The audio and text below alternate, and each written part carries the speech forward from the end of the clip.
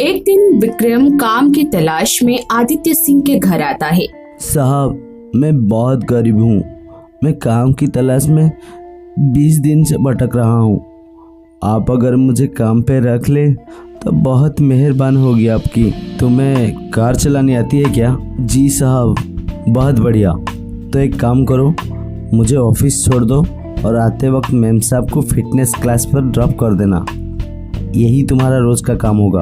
आपका बहुत बहुत धन्यवाद साहब। विक्रम आदित्य को ऑफिस छोड़ने के बाद कार पार्क करके घर के भीतर जाता है।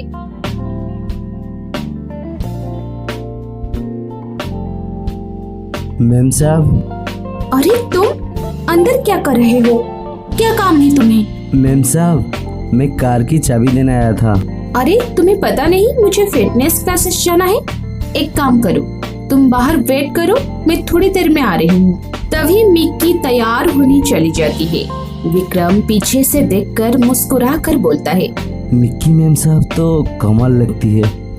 काश मेरी बीवी भी इतनी खूबसूरत होती तो मजा ही आ जाता। मैम साहब, आप बहुत ही कमाल दिखती हो। आदित्य सर तो बहुत लकी है जिन्हें आप मिले। क्यों, तुम्हारी बीवी तुमसे प्यार नहीं करती क्या? करती तो है मैम साहब, पर मैं उसे प्यार नहीं करता। दहेज की लालच में मेरी माँ बाप ने उस काली लड़की से मेरी शादी कर दी। अच्छा, तो ये बात है। तुम तो दिखने में काफी स्मार्ट हो, तुम्हें तो बहुत सुंदर लड़की मिल सकती थी। तभी रास्ते में कार का टायर पंक्चर हो जाता है। दोनों कार से उतरकर देखने लगते हैं। मैम साहब, टायर तो पूरी तरह से पंक्चर हो गई है। इसे ठीक करना मेरी बस की बात नहीं है। एक काम करता हूँ, मैं मैकेनिक को यहाँ बुला कर लाता हूँ। तभी विक्रम मैकेनिक को कॉल करता है। मैम साहब, मैकेनिक को आने में तो 5 घंटे लगेंगे।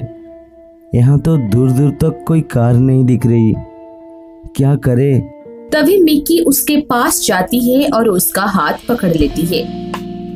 अब क्या कर सकते हैं, मैं कार में अंदर जा रही हूँ, अगर तुम आना चाहते हो तो आ जाओ। विक्रम को मैडम का इशारा समझ आ जाता है और वो कार के अंदर चला जाता है। अगले दिन, जानू, मुझे मीटिंग के काम से 11 दिन के लिए दिल्ली जाना पड़ रहा है, तो तुम अपना ख्याल रखना। इतना बोलकर आदित्य एयरपोर्ट के लिए निकल जाता है। विक्रम आदित्य को एयरपोर्ट छोड़ने के बाद मिक्की के घर वापस आता है।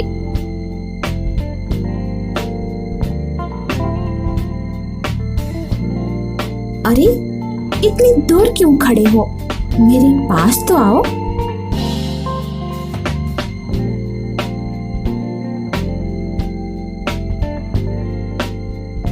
ये तुम क्या कर रहे हो?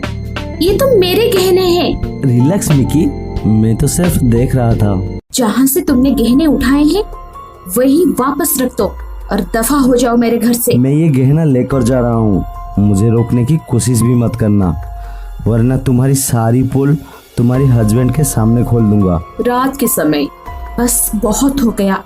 मैंने उस लालची इंसान से प्यार करके बहुत बड़ी गलती कर दी। अगर उस कमी ने मेरे हस्बैंड को सब कुछ बता दिया तो मेरी क्या इज्जत रह जाएगी, और वो तो मुझे घर से बाहर भी निकाल देंगे।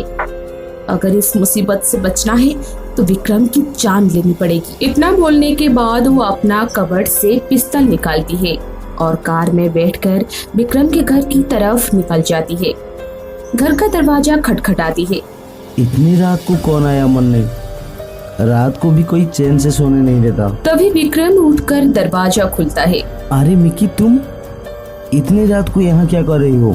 तभी मिकी गन निकालती है और विक्रम को गन से शूट कर देती है और वहाँ से भाग जाती है। स्मिता गोली की आवाज सुनकर डर जाती है। जब वो रूम से बाहर निकलती है तो उसने देखा कि कोई विक्रम को गोली मारकर लाल कार से भाग रहा है। वह चिल्लाने लगती है, जिससे सभी गांव वाले स्मिता के घर के पास जमा हो जाते हैं। तभी एक आदमी पुलिस को कॉल करके बुलाता है और थोड़ी देर बाद पुलिस आ जाती है। इसके जान तो गोली लगने से हुई है, क्या किसी ने गोली की आवाज सुनी थी? तभी स्मिता बोलती है, जी साहब, मैंने सुनी थी, जब मैं वहां गई तो मैंने देखा कोई भाग रहा है। अंधेरा होने के कारण मैं ठीक से नहीं देख पाई, मगर सर वो कार लाल कलर की थी। सुनो, बाहर टायर के निशान की जांच करो, पता लगाओ वो कौन सी कार की थी। कांस्टेबल वहां से चला जाता है। तभी अजय अपने मन में सोचता है, आखिर क्या दुश्मन रही होगी जिसके कारण इसको मार डाला। स्मिता, आपको किसके पर शक है? कौन खूनी हो सकता है? शक तो है सर, पर यकीन नहीं कह सकती। मेरे पति आजकल एक मेम साहब से दिन रात बात करते थे। मेम साहब कभी भी उसे अपने पास बुला लेते थे तो वे भागकर उसके पास चले जाते थे। तभी अजय उसके मोबाइल से मिकी का नंबर निकालता है। अजय उसके घर के एड्रेस पे पहुंचता है। घर के बाहर वही लाल रंग की कार खड़ी थी जिसके बारे में स्मिता ने उसे बताया था। एक काम करो, इस कार की टायर के निशान लो और स्मिता के घर पे लगे कार के निशान से मैच करके बताओ क्या रिजल्ट आता है। जी इंस्पेक्टर, कहिए मैं आपकी कैसे मदद कर सकती हूँ? विक्रम का मर्डर हो गया है। क्या मैं जान सकता हूँ आप कुछ घंटे पहले कहाँ गए हुए थे? कैसी बात कर रहे हैं सर? मैं तो सुबह से अपने घर में ही हूँ। आज तो मैं कहीं बाहर गई ही नहीं।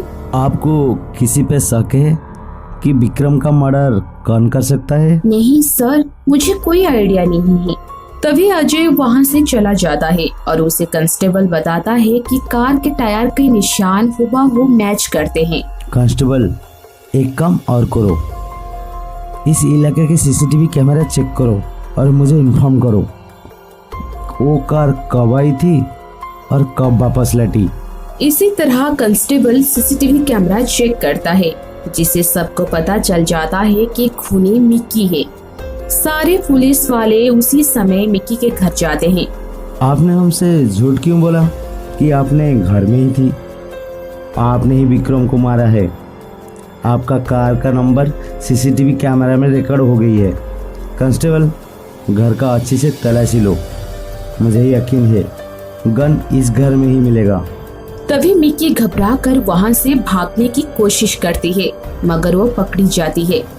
डब्ल्यू को गन मिल जाती है जिसमें 4 गोली कम थी, जिससे मिकी की पोल खुल जाती है। सर मैं उसे मारना नहीं चाहती थी।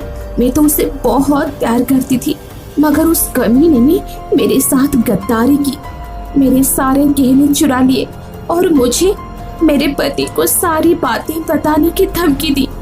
मैं काफी डर गई थी और मैंने बहुत सोची और समझने के बाद उसे मारने का प्लान बनाया। प्लीज मुझे माफ कर दो सर। पुलिस उसको अरेस्ट कर लेती है।